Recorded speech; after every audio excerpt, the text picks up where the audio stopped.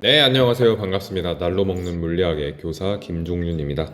오늘 동물과 에너지 드디어 마지막 단원입니다. 함께하는 기관계 소화순환 호흡 배설 시작해보도록 하겠습니다.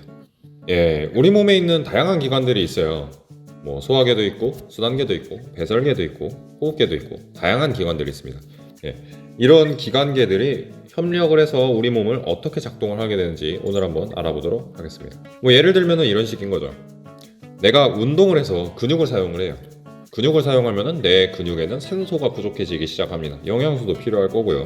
그럼 그 산소와 영양소를 옮기기 위해서 혈액들이 미친듯이 근육으로 모이기 시작할 거고요. 그래서 운동을 하고 나면은 그 근육 부분이 빵빵해지는 것 같은 느낌이 드는 게 이런 현상 때문에 그렇습니다. 혈액들이 산소랑 영양소를 옮기기 위해서 모이려면 심장이 거기에 맞게 충분하게 일을 해줘야겠죠. 그죠? 그래서 심장이 미친듯이 빨리 뛰기 시작을 합니다. 그래서 운동을 하면 심장이 빨리 뛰기 시작을 하는 거예요. 이런 것처럼 우리 몸에는 별로 연관이 없는 것처럼 생겼지만 사실 연관되어 있는 것들이 상당히 많습니다. 이 중심에는 미토콘드리아라는 친구가 있어요. 미토콘드리아는 뭐냐면은 우리 몸에 있는 조직 세포마다 다 들어있는 일종의 발전기예요. 발전기. 그래서 이런 식으로 생겼는데 그림에 보면은 영양소와 산소가 들어가서 ATP라는 에너지가 나오는 걸 볼 수 있죠. ATP라는 내용은 아직은 몰라도 되고요. 고등학교 가면 나오는 내용이니까 영양소와 산소를 가지고 에너지를 만들어낸다 정도만 꼭 기억하고 계셨으면 좋겠습니다. 그래서 세포호흡의 정의 한번 봅시다. 세포호흡, 조직 세포에서 영양소와 산소가 결합해서 에너지를 얻는 과정을 우리 세포호흡이라고 부릅니다. 사람이 하는 호흡과 세포호흡에는 좀 차이가 있지만 영양소와 산소를 이용해서 에너지를 만든다는 건 비슷해 보이죠. 자, 그럼 세포호흡이 잘 일어나려면 어떻게 하면 좋을까요? 지금 세포호흡에서 필요한 게 뭐였지? 영양소랑 산소잖아, 그치? 그럼 영양소랑 산소를 충분하게 공급을 잘 해주면 세포호흡이 잘 일어나서 몸에 에너지가 넘치겠죠. 이때 영양소를 담당하는 것은 소화계의 담당이고 산소를 담당하는 건 순환계의 담당이죠. 그래서 우리가 이 작은 몸 안에 있는 세포 하나하나들이 움직이게 하려면 사실 소화계와 순환계가 정상적으로 작동할 수 있어야 된다는 거예요. 또 그것뿐만이느냐, 세포호흡을 하고 나면은 영양소를 사용하고 나서 그 이후에 여기에 노폐물이 남게 됩니다. 예를 들면 암모니아 같은 거 말이죠. 그래서 이 노폐물들을 처리를 해줘야 돼요. 그래서 그 기능을 해주는 게 바로 배설입니다. 그래서 배설계도 사실 굉장히 중요하다라고 할 수 있어요. 이렇게 세포 하나만 움직이려고 해도 소화, 순환, 호흡, 배설이 모두 일어나야 돼요. 참고로 세포호흡으로 에너지를 만든다 그랬는데 그러면 이 에너지는 어디에 쓰느냐?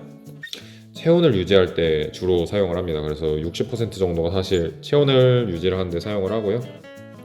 그다음 성장, 운동, 두뇌 활동, 소리 생성 등에서 약 40% 정도를 사용한다고 해요.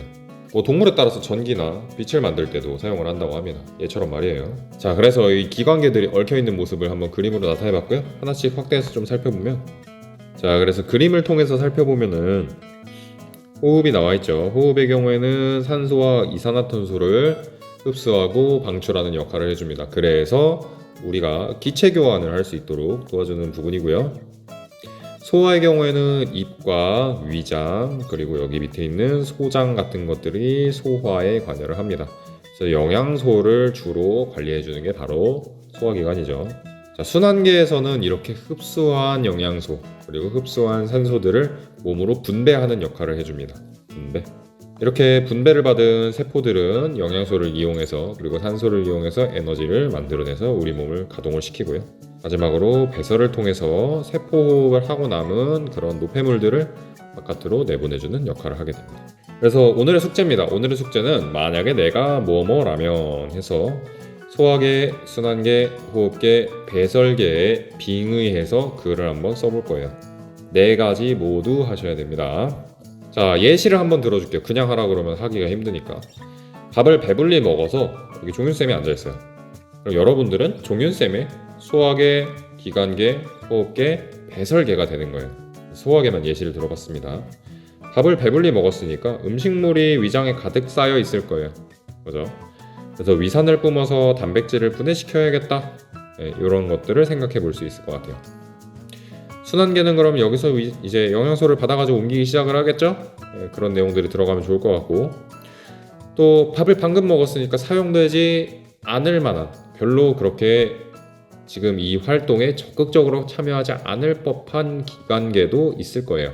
그래서 쌤은 상황을 이런 걸 주겠습니다. 예, 지금 어몽어스를 하고 있어요. 어몽어스를 하는데 임포스터야 내가. 그래서 들킬까봐 굉장히 긴장하고 있는 상태입니다. 예, 요게 포인트입니다. 긴장하고 있다. 긴장하고 있을 때 소화계와 순환계와 호흡계와 배설계는 어떻게 작동할지 여러분들이 한번 상상해서 글을 간단하게 써보시고요. 공부할 때 좀 팁을 주자면 이걸 상상해 볼 때 누가 제일 활발히 활동을 하는지, 누가 제일 활동을 안 할지 이런 것들을 고민하면서 글을 써보시는 게 도움이 될 것 같습니다. 아주 완벽한 정답이 없습니다. 네, 그렇기 때문에 여러분들 편한 마음으로 한번 써보시면 좋을 것 같고요. 다음 시간에는 중단원 점검이랑 대단원 마무리를 할 거예요. 그렇기 때문에 중단원 점검과 대단원 마무리를 여러분들이 미리 해놓으셔야 강의를 듣는데 지장이 없을 거라는 거 안내하면서 오늘 마치도록 하겠습니다. 궁금한 거 있으시면 구글 클래스룸이나 아니면 카톡, 유튜브 댓글 등으로 달아주시면 되겠습니다. 오늘도 봐줘서 감사합니다. 안녕.